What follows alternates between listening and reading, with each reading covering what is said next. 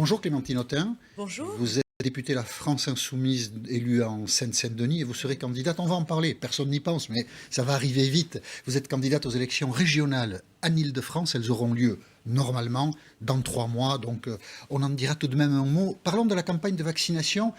Assez souvent sur ce plateau des élus de Seine-Saint-Denis, on dit on n'a pas de vaccin. Ou on en a très peu. Est-ce que c'est toujours un problème aujourd'hui, Clémentine Autain? Oui, en fait, le problème, c'est que nous avons des doses, mais c'est Oui. la façon dont ces doses sont administrées. Parce que vous connaissez le système de Doctolib en Île-de-France. Pour prendre un rendez-vous, vous devez aller sur cette plateforme et prendre un rendez-vous. Donc, le problème, c'est que les premières doses qui ont servi pour vacciner ont été utilisées par beaucoup de personnes qui venaient de Paris ou d'autres départements et pas pour Mais vous avez des celles et doses. ceux qui habitent... Parce que des élus disaient on n'a pas de dose. Alors du coup on a du mal. Si on essaie de regarder les situations assez finement sur le terrain, on a du mal à se faire une opinion parfois. Visiblement, d'après ce que dit la préfecture, Il y a des le nombre doses. de doses D'accord. est correct. Et les Parisiens qui vous les volent.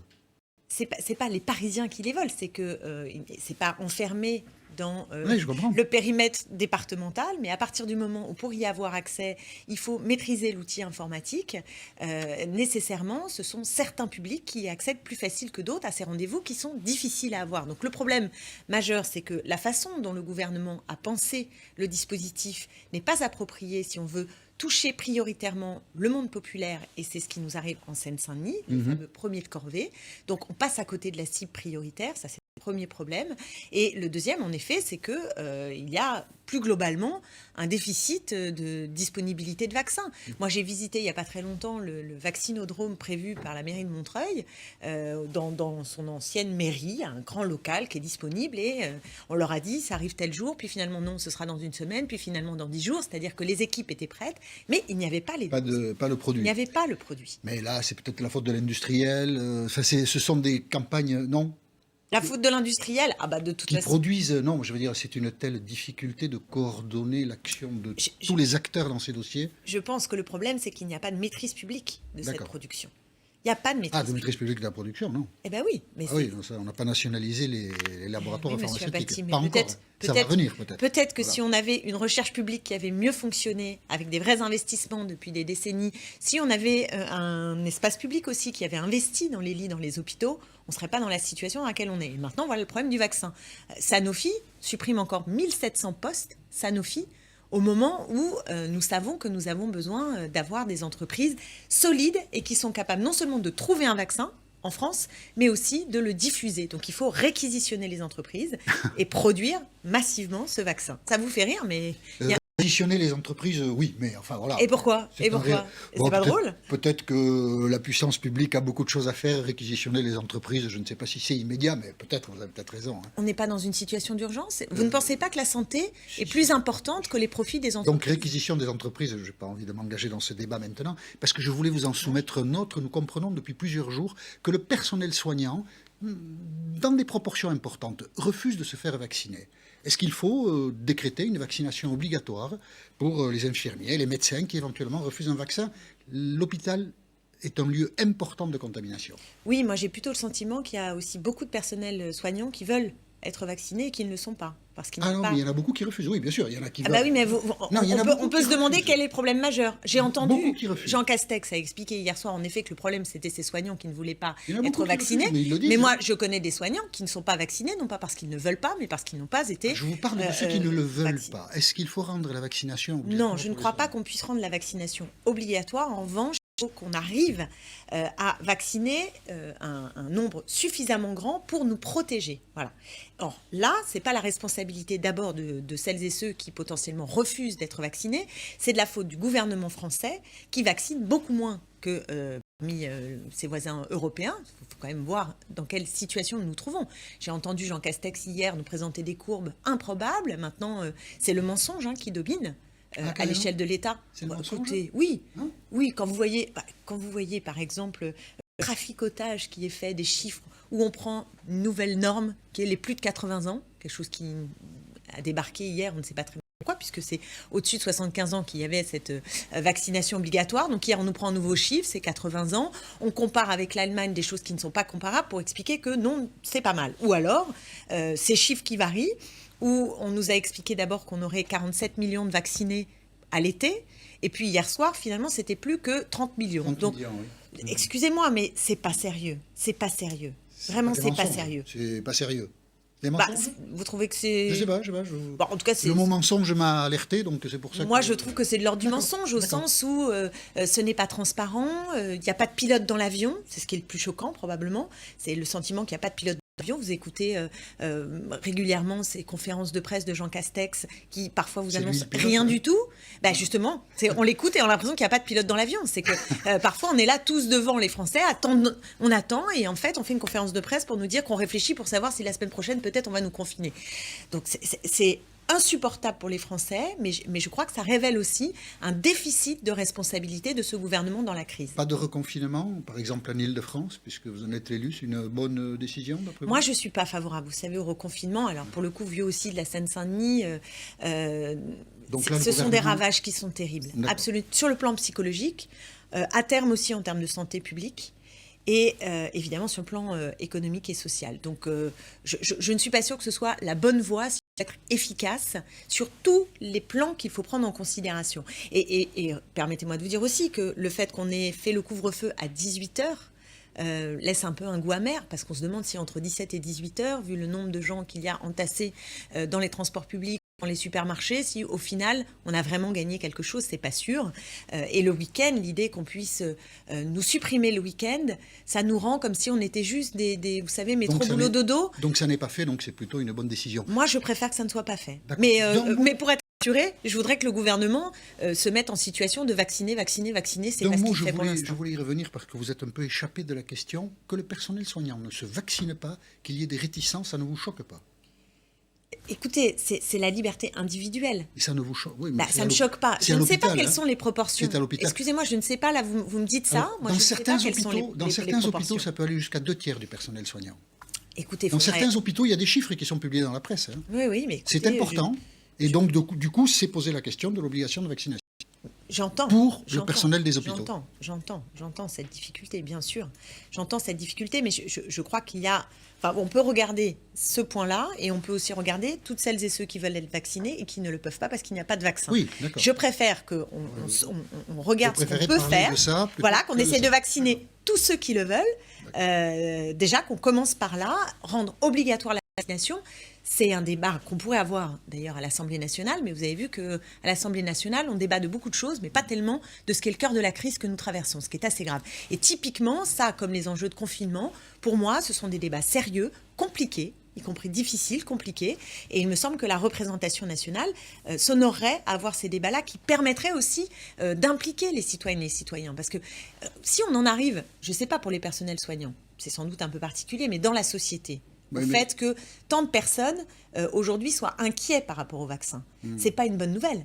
C'est pas Non. une bonne nouvelle, Jean-Michel Apathy. Mais, Ça veut dire qu'il y a une défiance. Si on apprend que les personnels soignants ne veulent pas se soigner, on comprend que les citoyennes disent ben non. Enfin, je veux dire, Oui, et inversement, les peut-être- personnels soignants sont aussi des peut-être que citoyennes et des l'hôpital a une citoyens. responsabilité particulière quand même. Oui, mais les personnels soignants sont aussi des citoyennes et des citoyens dans la société telle qu'elle est. Et la défiance à l'égard de la science et des institutions est un problème que le gouvernement doit affronter. Pourquoi il y a cette... Pourquoi d'ailleurs- Jean-Michel et Apathy? d'ailleurs, pour le S'il n'y personnel avait pas eu le soignant- scandale du Mediator, s'il n'y avait pas régulièrement des problèmes de ce type, Oui, mais à je ce pense que la moment-là, confiance serait plus grande. Oui, mais enfin, le personnel soignant est parfois obligé de se vacciner pour certains vaccins, donc ça n'est pas tout à fait étranger à ce monde-là. On parle des élections régionales?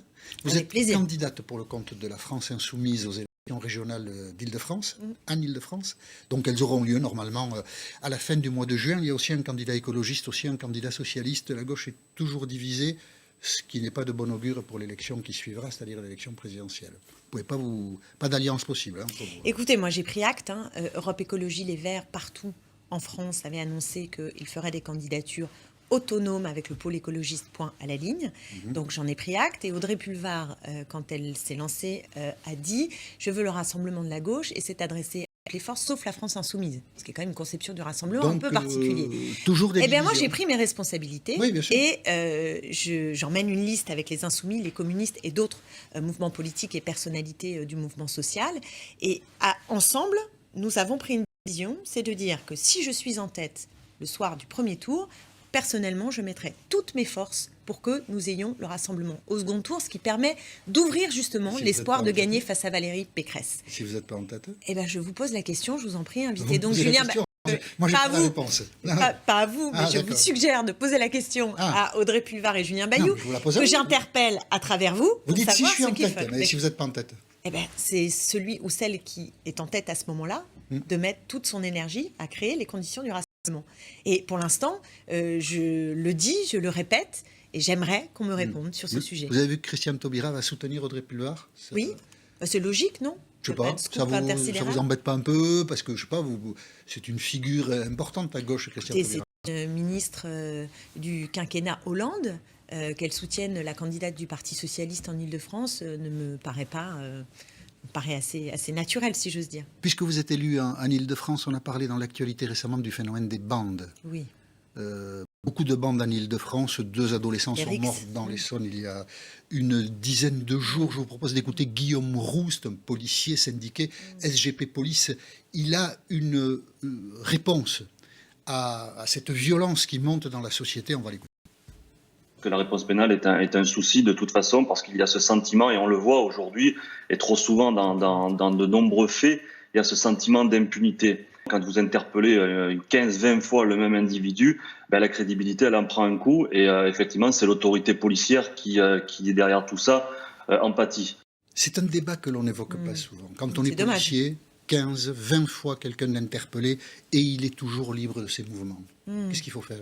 Je ne sais pas exactement sur quel type de situation... On entend souvent ce genre de choses. Oui, de toute façon, ce qu'on entend, c'est la difficulté que moi je vois bien. Je suis élue de Sevran, de Villepinte et de Tremblay, qui est la difficulté des relations entre la police et la population. Donc il y a un problème en effet. Si. Là, c'est la justice qui est mise en cause.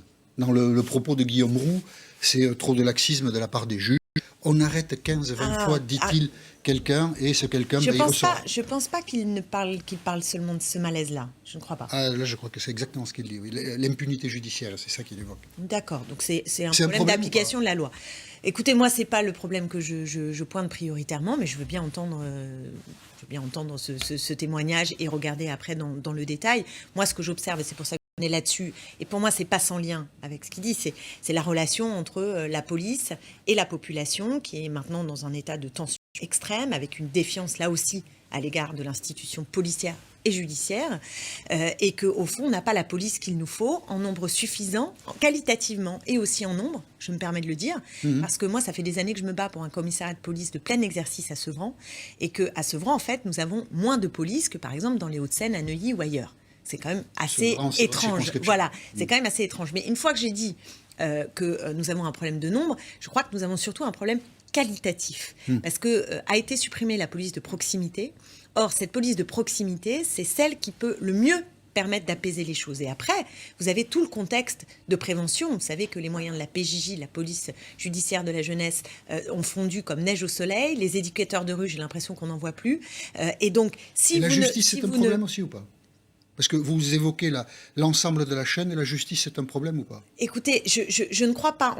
Je veux bien qu'on discute dans le détail, mais si vous voulez, j'ai pas le sentiment que le problème majeur soit le manque de répression. J'ai l'impression que le problème est en amont, c'est-à-dire pourquoi y a-t-il des jeunes de 14 ans, c'est-à-dire il y a toujours eu des bandes, avec des violences, des rixes de ce type. Mais sauf que là, ce qu'on observe, c'est que ce sont des très jeunes et avec un niveau de violence incroyable parce que tuer d'un coup de couteau dans le ventre comme ça un gamin de 14 ans, puis 24 heures après encore un deuxième, je veux dire, c'est inouï. Ah ouais, donc la question qui nous est... décide. Moi, je veux bien qu'on se dise que le problème majeur, c'est que la justice n'est pas assez répressive. C'est ce que dit le policier. Eh bien, là où je ne partage pas, c'est D'accord. qu'on sait très bien que même si on met la peine de mort demain, c'est pas ça qui empêche des violences extrêmes de se produire. Donc il y a des enjeux importants de psychiatrie, de repérage, des enjeux sociaux, et c'est cela qu'il faut regarder en priorité. Je voulais évoquer avec vous, pour terminer, cette une de Libération samedi dernier, qui a beaucoup fait causer, comme on dit. C'est une où l'on voit Emmanuel Macron face à Marine Le Pen, et des électeurs de gauche dans l'enquête de Libération qui disent qu'ils se débrouillent tous les deux. Moi, je ferai plus barrage à Marine Le Pen. Est-ce que c'est votre état d'esprit? En tout cas, je comprends. Je comprends et je le ressens. Est-ce que c'est votre état d'esprit? De pas Est-ce que faire vous barre. dites, si jamais on est confronté à ça, moi, je me dérange pas. Si vous voulez mon état d'esprit, c'est comment faire pour ne pas être confronté à ça. Oui, ça, je sais. Oui, Bien sûr, mais c'est notre réponse. Je fais de la politique. La Donc division de la gauche que j'évoquais au régional, on la retrouve à la présidentielle. Et la présence de la gauche au second tour de Oui, l'élection présidentielle relèverait aujourd'hui du miracle. Oui, mais vous Et savez... le miracle, ça peut exister dans une société Mais laïque. c'est pas mais- simplement une histoire de miracle, c'est que quand vous regardez un an avant chacune des présidentielles, parfois même vous aviez des candidats Oui, oui, annoncés c'est- qu'ils n'étaient pas. Donc moi je sais pas faire la politique fiction comme ça, d'autant que je suis une responsable Oui, mais là, politique, une militante. le politique. dossier dit un état d'esprit. Oui, bien sûr, l'état Plus de d'esprit. barrage à Marine Le Pen. Bah, le problème c'est quand vous avez Par l'intermédiaire quand d'Emmanuel vous Macron. avez un rempart qui se transforme en passerelle, comment voulez-vous demander aux électeurs de gauche Emmanuel continuent Macron est la à alimenter passerelle. la passerelle? Comment voulez-vous? Emmanuel Macron est la passerelle du Front National, Je pense du Rassemblement National. Oui, je pense que ces D'accord. derniers mois, le problème auquel nous sommes confrontés, c'est quand on voit le duel Darmanin-Marine Le Pen qui se transforme en duo, où d'un seul coup, le ministre de l'Intérieur explique à Madame Le Pen qu'elle est trop molle sur les questions de sécurité et d'immigration, ou Marine Le Pen dit j'aurais pu signer votre livre, et j'en passe chaque jour un peu plus, sans compter toutes les lois qui sont adoptées et qui sont dans l'agenda de l'extrême droite, Une passerelle. notamment la fameuse loi D'accord. dite séparatisme. Comprenez passerelle. qu'un électeur de gauche voilà, qui a mis le bulletin dans l'urne, Emmanuel Macron, en espérant se 2017. débarrasser de Marine Le Pen, voit Marine Le Pen monter et le gouvernement lui faire la courte échelle. D'accord. Forcément, il y a de la colère. Vous avez voté Emmanuel Macron en Oui, 2017? j'ai voté Emmanuel Vous Macron. le regrettez? Non, je regrette pas. Vous Non, le je referez regrette pas de l'avoir fait. Vous le referez le cas Bah, échéant écoutez, à l'heure où je vous parle, il faut qu'ils viennent les chercher, les voix de gauche. Hein. Donc, je vous assure. la vôtre aussi. Et vous savez, il peut s'écrouler d'ici là, ne pas être au second tour. Ah, il peut s'écrouler. Voilà. Tout Et le donc, ce monde que je peut pense, s'écrouler. je vous le redis, c'est qu'il faut qu'il y ait une candidature qui porte la justice, l'égalité, la transition écologique sérieusement en 2022. Tout peut s'écrouler, l'avenir n'est écrit nulle part. Merci d'avoir accepté l'invitation d'LCI, Clémentine Autain. Et maintenant, ça donne le temps. C'est à vous, Marie-Aline Mélili. Bonjour Jean-Michel.